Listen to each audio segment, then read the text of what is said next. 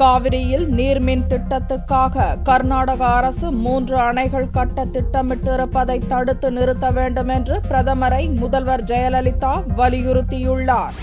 பிரதமர் மன்மோகன் சிங்குக்கு முதல்வர் ஜெயலலிதா அவசர கடிதம் ஒன்றை அனுப்பியுள்ளார். அதில் மேகதாது நீர் மின்சார திட்டத்துக்காக காவிரியில் 3 அணைகள் கட்டவும், ஹேமாவதி, கிருஷ்ணசாகர் அணைகளின் உபரி நீரை குடிநீர் திட்டத்துக்கு பயன்படுத்தவும் கர்நாடக அரசு திட்டமிட்டிருப்பதை பிரதமரின் கவனத்துக்கு கொண்டு வந்துள்ளார். காவிரி நடுவர் மன்றத்தின் இறுதி உத்தரவில் இத்திட்டங்கள் குறிப்பிடப்படவில்லை என்றும், எனவே காவிரி நீரை பயன்படுத்தி கர்நாடக அரசு புதிய திட்டங்கள் கொண்டு வருவது சட்டவிரோதமானது என்றும் ஜெயலலிதா கடிதத்தில் குறிப்பிட்டுள்ளார். இந்த திட்டங்களால் காவிரியில் நீர்வரத்து கணிசமான அளவுக்கு குறையும் என்பதாலும், தமிழகத்தில் நீர்ப்பாசனத்தை கடுமையாக பாதிக்கும் என்பதாலும் தமிழக மக்களிடையே குழப்பத்தையும் அச்சத்தையும் ஏற்படுத்தியுள்ளதாகவும் பிரதமரின் கவனத்துக்கு ஜெயலலிதா கொண்டு வந்துள்ளார். காவிரியில் அணைகள் கட்டும் கர்நாடகத்தின் செயல்பாடு கூட்டாட்சி தத்துவத்துக்கு எதிரானது என்றும் ஜெயலலிதா குற்றம் சாட்டியுள்ளார். சிவசமுத்திரம், மேகதாது நீர்மின் திட்டங்களை கர்நாடக அரசு நிறைவேற்ற தடை விதிக்கவும், அதுபோன்ற நீர்மின் திட்டங்களை மத்திய அரசின் மின்சார நிறுவனமே மேற்கொள்ள வேண்டும் என மத்திய அரசுக்கு உத்தரவிட கோரி